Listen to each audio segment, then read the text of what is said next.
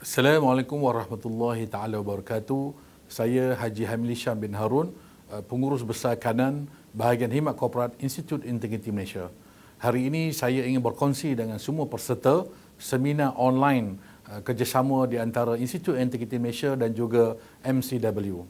InsyaAllah saya telah dipertanggungjawabkan untuk memberi satu perkongsian tajuk 3, iaitu Agenda Institut Integriti Malaysia dan komitmen kerajaan dalam penerapan integriti dalam negara secara amnya. Sebelum saya meneruskan perkongsian saya pada hari ini, izinkan saya untuk berkongsi berkenaan dengan sedikit biodata dan latar belakang saya.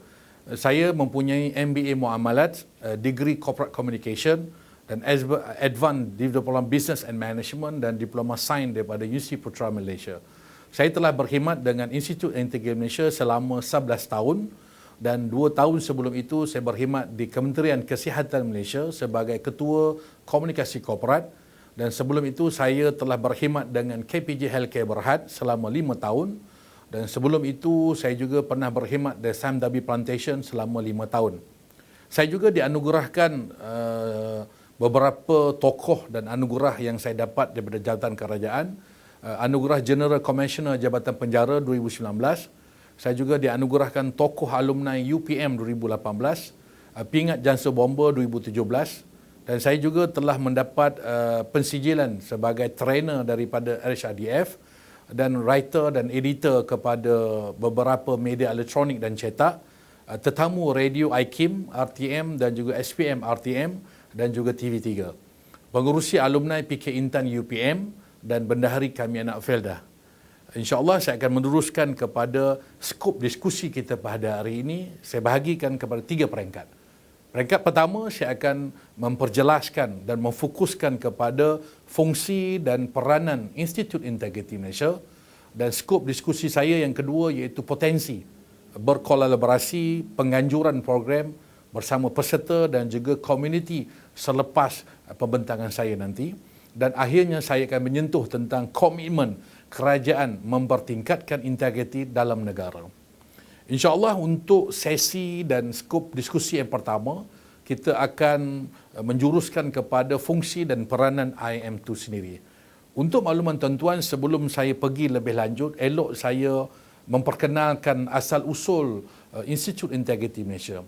Kewujudan Institut Integriti Malaysia ni actually kita telah berpaksikan kepada satu pelan pada zaman dahulu yang dinamakan Pelan Integriti Nasional, di mana pelan ini sangat penting yang mana akhirnya tertubuhnya Institut Integriti Malaysia, di mana pelan ini telah secara rasminya dirasmikan oleh bekas Perdana Menteri Malaysia kita yang kelima, iaitu Yang Amat Berhormat Datuk Seri Abdullah Haji Ahmad Badawi di Putrajaya pada 23 April 2004, dan setiap tahun kita akan menyambut Hari Integriti Nasional pada 5 November. InsyaAllah pelan ini telah pun melalui 3 fasa.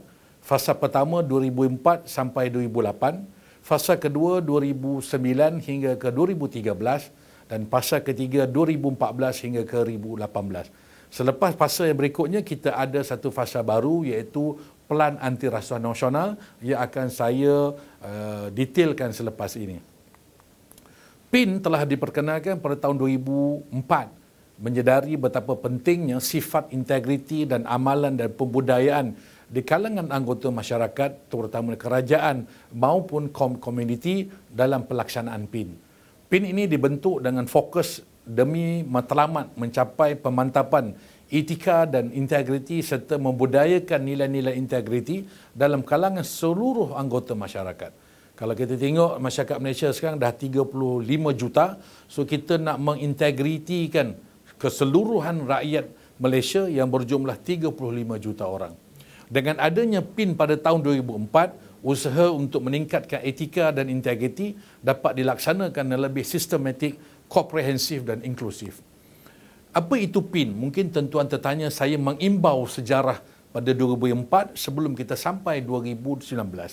Untuk makluman tuan-tuan, Pelan Integriti Nasional ini adalah satu pelan tindakan yang sangat komprehensif dan juga bersifat holistik bagi menangani segala pelanggaran integriti maupun gejala negatif masyarakat, khusus khasnya membudayakan integriti di kalangan masyarakat Malaysia. Itu matlamat yang sangat khusus di mana pelan tindakan PIN ini untuk membudayakan integriti di kalangan masyarakat Malaysia.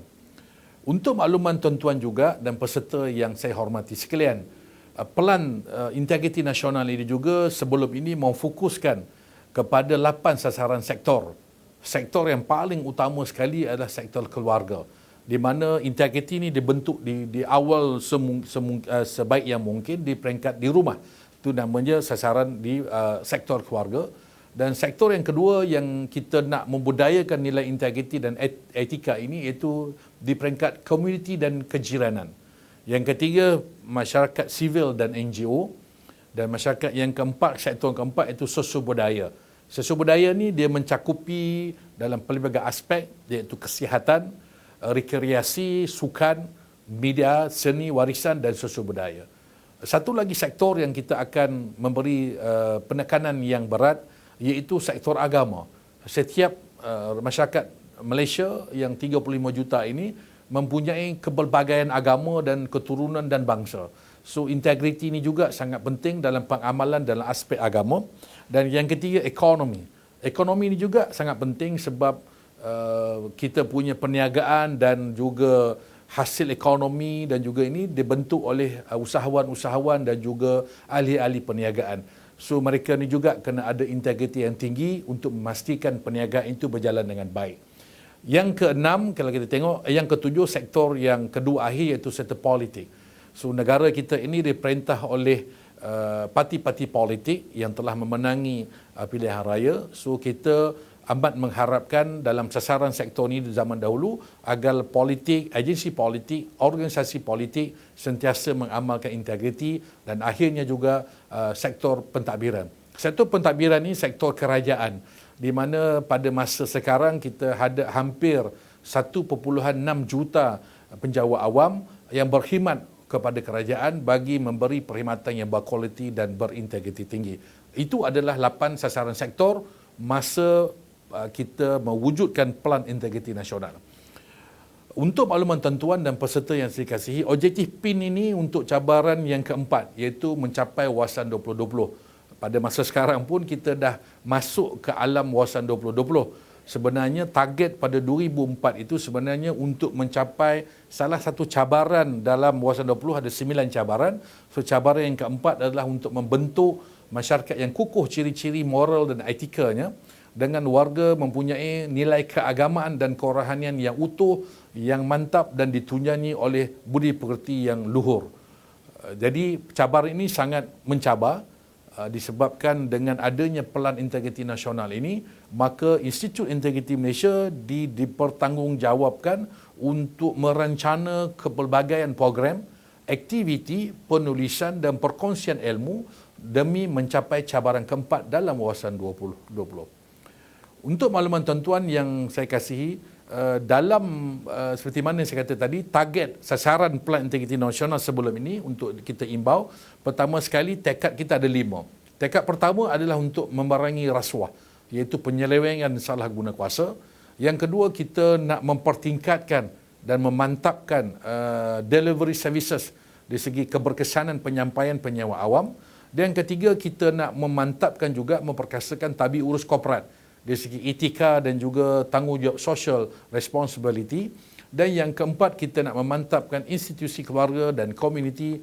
Dan akhir sekali, kita nak memastikan kualiti hidup rakyat kita, masyarakat kita sentiasa sejahtera, masyarakat dan sebagainya. Untuk makluman tuan-tuan, sasaran PIN ada 5. So kita selama ini sekarang dah 2020. Kita tengok fasa 1 bermula pada 2008 dan 2004 sehingga 2008 dinamakan fasa 1 tekad 2008. Next 5 years itu dinamakan fasa 2 tekad integriti bermula 2009 sehingga 2013. Yang kesemua fasa ini, fasa 1, fasa 2 dan juga ada fasa 3 iaitu bermula 2014 sehinggalah 2014. Semua fasa ini, semua tekad ini adalah menjurus kepada kejayaan untuk membudayakan nilai integriti di kalangan masyarakat Malaysia. Tuan-tuan yang saya kasih sekalian dan peserta semua, untuk makluman tuan-tuan, IM sentiasa memfokuskan kepada model komponen pemantapan integriti. So secara langsung saya kata tadi, pertama sekali komponen yang penting adalah keluarga, yang kedua community, yang ketiga masyarakat, yang keempat kita ketentukan kepada agama, yang kelima kepada sosial budaya, yang keenam politik, yang ketujuh ekonomi dan akhir sekali kepada pentadbiran. Inilah dia punya model komponen yang akan menjayakan pemantauan integriti di dalam Malaysia, daripada keluarga sehinggalah kepada bahagian pentadbiran. Untuk makluman tuan-tuan dan peserta yang saya kasihi sekalian, seperti mana saya perjelaskan sebentar tadi, IM ini mempunyai beberapa fasa. Fasa pertama, tekad 1 pada 2008 dan tahunnya 2004 sampai 2008, dan fasa kedua, tekad integriti dan 2009 hingga 2014. Fasa ketiga, kalau tuan-tuan tengok, dia 2014 sehingga 2018.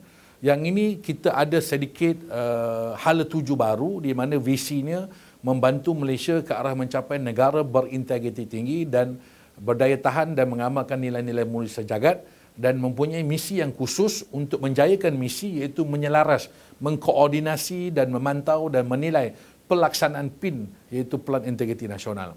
Ini adalah imbauan dahulu di mana kita telah memberi beberapa 4 output untuk menjayakan Pelan Integriti Nasional, iaitu Pusat Komunikasi, Program Bitara dan Antarabangsa. Inilah program-program yang kita buat, daripada program komunikasi, Convention Integriti Nasional, ASEAN Integrity Dialogue, Breakfast Talk, DQC Meja Bulat, diskusi pendidikan, Integrity Night, syarahan khas, syarahan perdana dan members liaison yang kita lantik di setiap negeri.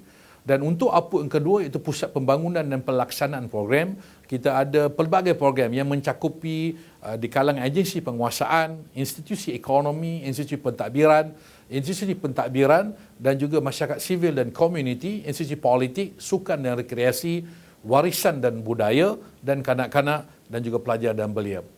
Output yang ketiga, iaitu pusat koordinasi dan pemantauan dan khidmat pengurusan, di mana kita memfokuskan kepada program perancangan korporat dan juga pemantauan penilaian.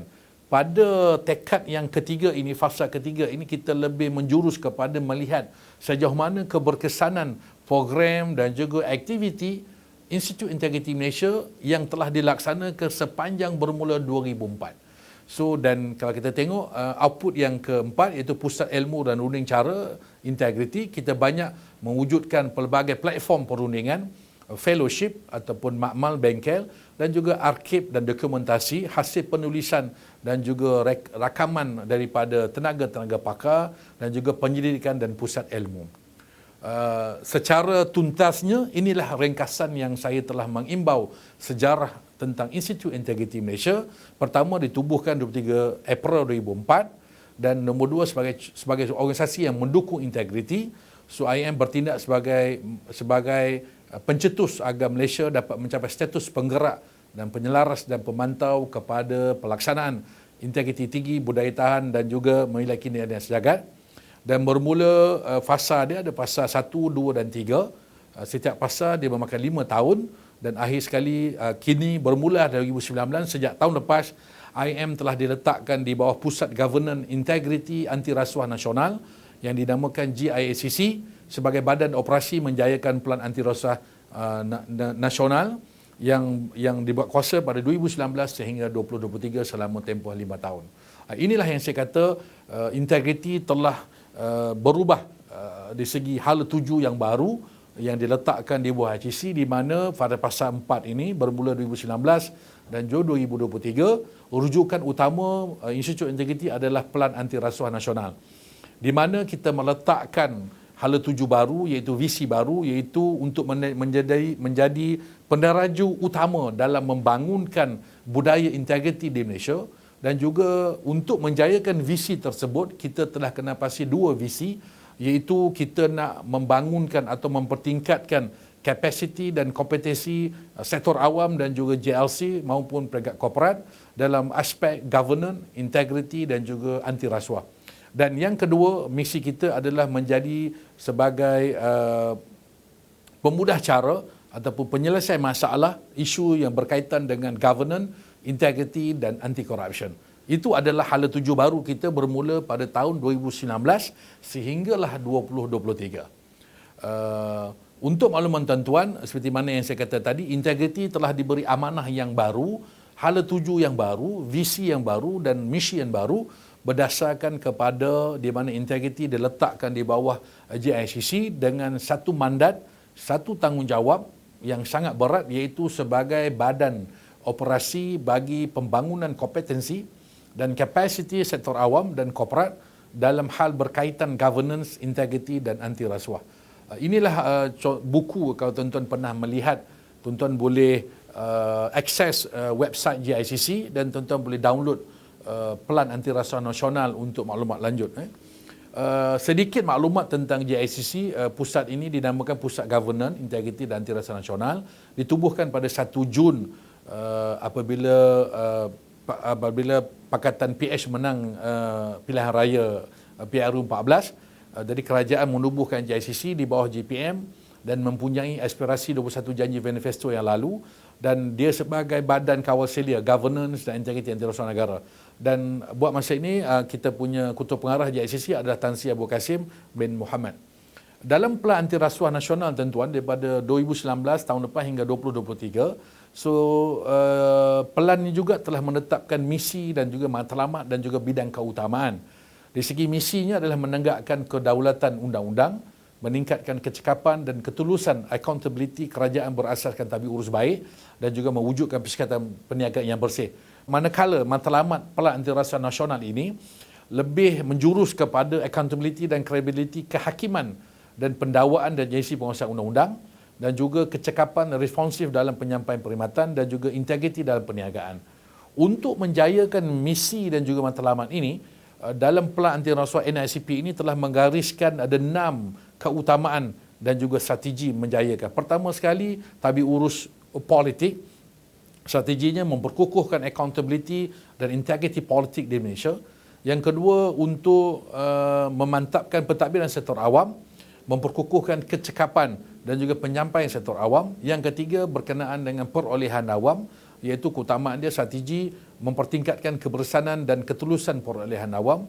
Yang keutamaan yang keempat, iaitu perundangan dan kehakiman, mempertingkatkan kredibiliti serta perundangan kehakiman. Dan juga yang kelima, iaitu penguasaan undang-undang, di mana strateginya untuk menginstitusikan kredibiliti agensi penguasaan undang-undang. Dan akhir sekali, dalam menjayakan visi dan matlamat NICP ini, telah menggariskan keutamaan yang paling penting, iaitu tadbir urus korporat, di mana strategi dia memupuk tadbir urus baik dalam entiti korporat.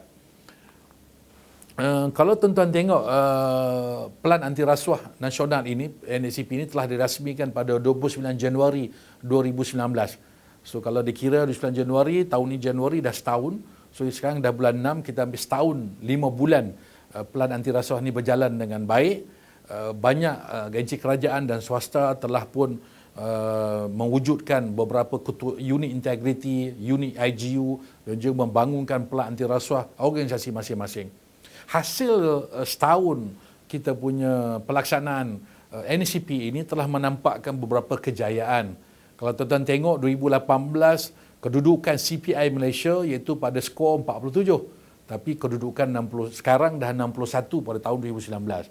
So lonjakan hampir 10 mata ini menunjukkan keikhlasan kerajaan untuk membasmi dan memerangi rasuah dan penyalahgunaan kuasa di Malaysia. Manakala pada tahun 2019, kalau tuan-tuan tengok, keputusan skor telah meningkat daripada 47 naik kepada 58 anak mata. Manakala kedudukan pun bertambah baik 10 mata, daripada kedudukan di bawah 61 telah naik 51 anak mata. Ini adalah salah satu kejayaan yang kita patut banggakan, di mana semua masyarakat dan juga agensi kerajaan, unsur swasta dan masyarakat bersama-sama menggambling tenaga untuk menjayakan Pelan Anti Rasuah Nasional ini, insya-Allah. Untuk makluman tuan-tuan, untuk menjayakan Pelan Anti Rasuah Nasional ini, di antara strategi IM adalah untuk membina rangkaian kerjasama yang pintar, partner smart leadership, dengan meluas melalui pelbagai jenis program latihan, perundingan dan program kesedaran, dengan memperkenalkan beberapa instrumen dan juga kaedah yang boleh digunakan secara praktikal oleh sesebuah organisasi sebagai langkah pencegahan rasuah dan juga mengelakkan salah guna kuasa. IIM bersedia untuk membantu organisasi maupun NGO, JLC, sektor awam, sektor korporat untuk menggunakan instrumen yang kita dah bangunkan yang sedia ada dengan kaedah yang bersesuaian untuk mewujudkan atau membina budaya tawih urus integriti yang baik dan juga yang tinggi dan membasmi rasuah di organisasi masing-masing. Antara alat dan sistem itu ialah pertama Anti-Bribery Management System ABMS 37001, yang kedua Corruption Risk Management CRM, Organizational Anti-Corruption Plan OACP, Plan Anti Rasuah Organisasi, yang keempat Individual Integrity Profile IIP, Integrity Assessment Tool IAT, dan yang keenam Community Integrity Building CIB, Corporate Liability Section 17A. Kita dah bangunkan modul yang bersesuaian untuk tuan-tuan, OC tuan-tuan, dan juga Ethics and Integrity Training Program ENI. Semua alat dan sistem dan juga produk ini kami dah paparkan dalam website Integrity. Tuan-tuan boleh layari www.integrity.my untuk mendapat maklumat lanjut terhadap apa yang dikatakan tentang IBMS, CRM, OCP, IP dan sebagainya. So selepas ini bolehlah tuan-tuan bekerjasama dengan kita untuk menjayakan agenda negara untuk negara kita dikenali sebagai integriti bukan kerana rasuahnya. Serba sedikit maklumat tentang IBMS. IBMS adalah sistem komprehensif berdasarkan standard antarabangsa ISO 37001-2016 yang digunakan untuk membantu sebuah organisasi mencegah, mengesan dan membantu pematuhan undang-undang berkaitan rasuah. Yang kedua CRM, Corruption Risk Management, iaitu kaedah pengurusan berdasar risiko yang dapat membantu pihak tertinggi sesebuah organisasi membuat pengkelasan dan pelan yang dapat meminimumkan pendedahan terhadap potensi rasuah. Dan yang ketiga IIP, Individual Integrity Profile, menjadi platform penilaian integriti menggunakan pendekatan psikometrik yang mengukur kecenderungan dan menilai perilaku serta pengalaman berkaitan kepercayaan dan integriti seseorang individu. Manakala IET adalah sebuah instrumen yang dapat mengukur dan menganalisa gap analysis dengan mengenal pasti toksik dalaman dalam sesebuah organisasi. Dan yang kelima, CIAB adalah satu instrumen iaitu Community Integrity Building, sebuah pendekatan accountability sosial bagi membantu mengesan serta mengimplikasikan penyelesaian terbaik bagi meningkatkan tahap integriti dalam persekitaran komuniti. Dan yang keenam, program ENI, Ethics and Integrity, memberi tumpuan kepada pengurusan konflik kepentingan, pengurusan perubahan menangani ekosistem undang-undang peraturan, isu dan cabaran serta pencegahan rasuah bagi meningkatkan nilai mulia dan etika dan cabaran integriti. Kesemua ini untuk tuan-tuan adalah produk dan instrumen yang kita boleh tawarkan untuk tuan-tuan dan kepada saudara agar dapat diguna pakai di organisasi tuan-tuan. Dan kesemua ini tuan-tuan sebenarnya bukan satu jaminan. So sekiranya organisasi itu ada ABMS, dapat sijil ABMS dan juga organisasi dah ada CRM dan organisasi tersebut dah bangunkan pelan OACP, ini bukan satu jaminan untuk organisasi tersebut tidak akan berlaku langsung aktiviti ketirisan dan kelemahan dalam aspek governance, dalam aspek salah guna kuasa, dalam aspek fraud dan penipuan korporat, konflik kepentingan, penyelewengan dan rasuah. Tetapi sekurang-kurangnya kita boleh meminimumkan, mengurangkan jenayah rasuah ini dihapuskan secara langsung maupun tidak langsung dengan adanya pelbagai instrumen, usaha dan inisiatif dan pelan tindakan yang kita rangka. Sedikit episod pencegahan rasuah di Malaysia. Kalau tuan-tuan tengok, sebelum ini kita ada Pelan Integriti Nasional. Selepas itu 2010 kerajaan semasa itu menunjukkan GTP, Government Transformation Program 1.0. Pada 2012 dia wujudkan GTP 2.0 dan akhirnya pada tahun 2019 kita ada NACP 2019 hingga 2023. Sedikit paparan di sini yang saya nak kongsi iaitu hasil kajian daripada Global Financial Integrity Report 2017 mendapati bahawa pada 2015 sehingga 2014 Malaysia kehilangan wang tak sah sebahagian punca amalan rasuah sebanyak 1.8 triliun. Satu amount yang sangat banyak, satu amount hasil daripada pendapatan negara yang di mana disalahgunakan. Kalau tuan-tuan tengok Di sini kita tengok ada 1.8 triliun ini adalah sumbangan daripada berbagai jenis jenayah rasuah yang telah dilakukan, iaitu salah guna kuasa, penyelewengan, konflik of interest, fraud, penipuan, penipuan komersial korporat, bersekongkol pembocoran maklumat rahsia kerajaan maupun syarikat, penjualan maklumat, memperdagangkan kuasa undang-undang, budi bicara dan gantian pada rasuah. Semua ini menyumbang kepada kehilangan wang tidak sah kepada kerajaan Malaysia sebanyak 1.8 triliun.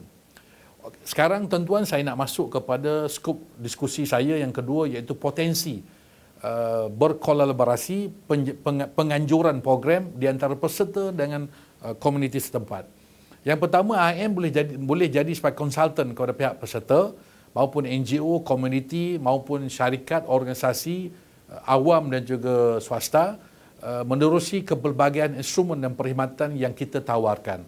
Hasil daripada ini, tuan-tuan boleh berhubung dengan pihak Institut Integriti Malaysia untuk mendapatkan taklimat dan juga kursus training peringkat awal bagi kita mendalami instrumen dan perkhidmatan yang kita ada. Yang kedua, IM boleh menjadi rakan penganjur kolaborasi bersama dalam apa jua program maupun aktiviti yang memfokuskan kepada pemantapan governance, integriti dan anti rasuah. Dan juga yang ketiga, IM boleh dijadikan sebagai pakar rujuk dan kumpulan pakar dalam isu-isu governance, integriti dan anti rasuah. Ini adalah tiga lapangan utama yang boleh dijadikan sebagai kolaborasi di antara IM dan pihak tuan-tuan dan peserta yang menghadiri seminar online pada hari ini. Yang ketiga, saya nak memfokuskan kepada tajuk terakhir, iaitu komitmen kerajaan mempertingkatkan integriti dalam negara. Kalau kita tengok tadi yang saya sudah jelaskan peringkat awal, episod pencegahan rasuah daripada PIN, transformasi JTP 1.0, JTP 2.0 sehinggalah peran anti rasuah. Inilah beberapa plan yang kita dah paparkan di sini dan kerajaan seperti Institut Integriti Malaysia, JICC dah buat untuk memerangi rasuah di Malaysia. Saya nak tunjukkan sedikit sebelum tertubuhnya Malaysia. Tuan-tuan tengok di bawah pemerintahan British 1826 hingga 1957, kita lihat dulu kerajaan telah menubuhkan BPR, iaitu sebuah pertubuhan kerajaan Malaysia yang mula beroperasi 1 Oktober 1997 sebagai jawatan penuh. Pada Julai 1973, Akta Biro Siasatan Negara 1973 telah diluluskan di Parlimen. Dengan itu BPR ditukar nama kepada Biro Siasatan Negara ataupun BSN. Akta Badan Pencegahan Rasuah 92 diluluskan oleh Parlimen dan dikuatkuasakan. So objektif akta ini penting, penukaran ini adalah untuk mencerminkan lebih tepat bagi peranan badan itu sebagai institusi yang bertanggungjawab khusus untuk mencegah perbuatan rasuah. Apabila sampai di 2009, BPR ditukar nama kepada Suruhanjaya Pencegahan Rasuah Malaysia, iaitu SPRM. Kalau kita tengok dulu apakah yang telah dilakukan oleh kerajaan Malaysia dalam menangani isu governance, integriti anti rasuah di Malaysia. Pada 2009 hingga 2014 ada penubuhan Jawatankuasa Keutuhan Tabik Urus, iaitu JKTU. Jawatankuasa ini sebenarnya asalnya bermula dengan Jawatankuasa Keutuhan Pengurusan JKP pada tahun 1998 dan Jawatankuasa Keutuhan Tabik Urus JKTU pada tahun 2009. Penubuhan Jawatankuasa Integriti Tabik Urus J2 di bawah arahan Yang Amat Menteri pada bilangan 1 tahun 2014. So ini adalah beberapa langkah penambahbaikan daripada JKTU, daripada JKP pada JKTU dan akhirnya pada G2. Untuk makluman tuan-tuan, selepas itu Tun Mahathir, kitanya bekas Perdana Menteri Malaysia, telah pun mewujudkan satu wawasan 2020, iaitu pada tahun 1991 bertujuan untuk meningkatkan Malaysia menjadi sebuah negara industri dan negara baju sepanjang tahun 2020. Untuk makluman juga, kita ada 9 cabaran yang telah digariskan dalam wawasan 2020, tapi cabaran keempat inilah yang menjadi titik tolak fasa 1, fasa 2 dan fasa 3 Institut Integriti Malaysia, itu mewujudkan masyarakat bermoral dan beretika tinggi. Untuk makluman tuan-tuan, selepas itu kita melihat wujudnya pelancaran Pelan Integriti Nasional 2004 dan juga pelancaran penubuhan Institut Integriti Malaysia. Matlamat jangka panjang PIN adalah memenuhi cabaran keempat wawasan 2020, itu membentuk masyarakat yang kukuh ciri moral dan etikanya. Skop PIN adalah holistik dan menyeluruh. Tumpuan diberi pada peningkatan integriti daripada peringkat teratas hinggalah peringkat akar umbi. Seterusnya, dalam kontekstual Malaysia, apakah yang dilakukan oleh kerajaan Malaysia pada tahun 2013? di mana kerajaan telah melantik seorang Presiden TI, iaitu Datuk Paulo Seng, untuk diangkat menjadi senator dan juga menjadi menteri yang bertanggungjawab ke atas aspek tabi urus dan integriti pada tahun 2015 sehinggalah 2017. Kabinet juga telah bersetuju untuk menubuhkan Jabatan Integriti dan Tabi Urus Negara iaitu JITN pada tahun 2017 sebagai langkah menaik taraf bahagian integriti dan tabi urus B2 pada 2015 yang sedia ada. Penubuhan jabatan ini bagi membantu kerajaan dalam usaha membina dan mencapai aspirasi transformasi nasional TN50 berkaitan budaya integriti menjelang 2050. Dan portfolio yang difokuskan oleh Menteri Tabi Urus ini iaitu memfokuskan kepada pemerkasaan budaya tabi urus, integriti, accountability dan keterbukaan transparan dalam negara. Dan pelancaran pelan anti rasuah ini berlaku pada 29 Januari 2019. Seperti mana yang saya jelaskan pada awal tadi, di mana bidang keutamaan ini ada 6 dan kita ada 6 strategik menangani untuk membantu menjayakan bidang keutamaan dan ada 17 objektif strategik seperti mana di antara paparan tersebut. Iaitu bidang keutamaan tabi urus politik, pentadbiran sektor awam, perolehan awam dan juga perundangan dan kehakiman dan penguasaan undang-undang dan tabi urus korporat.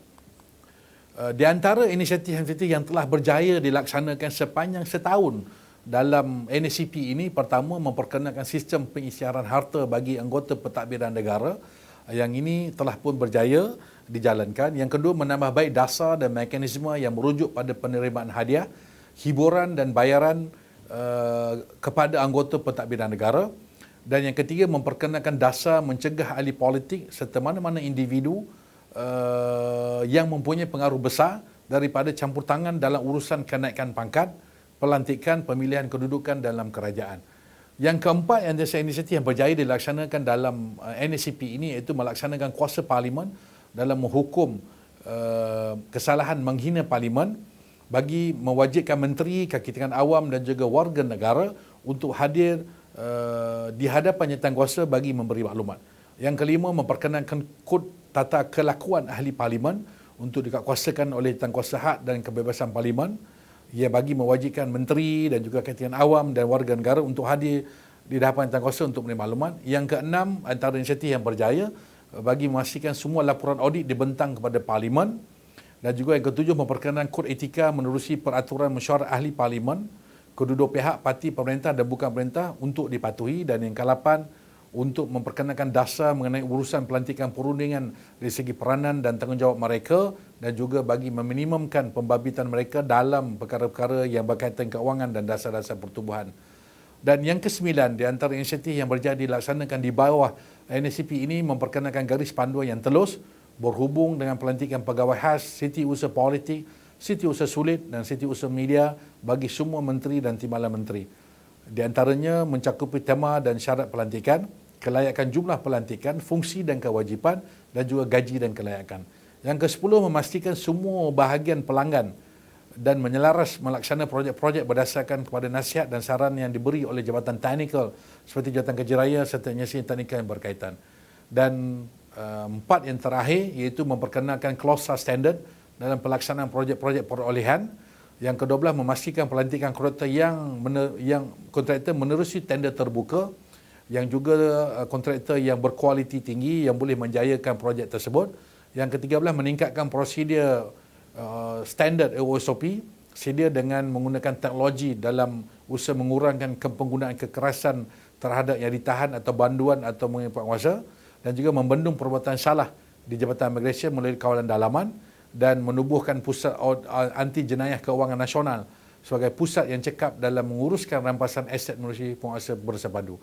Ini adalah beberapa 15 inisiatif yang kerajaan terdahulu telah berjaya merealisasikan berdasar seperti mana dalam tindakan NSCP yang telah dijalankan pada tahun 2019.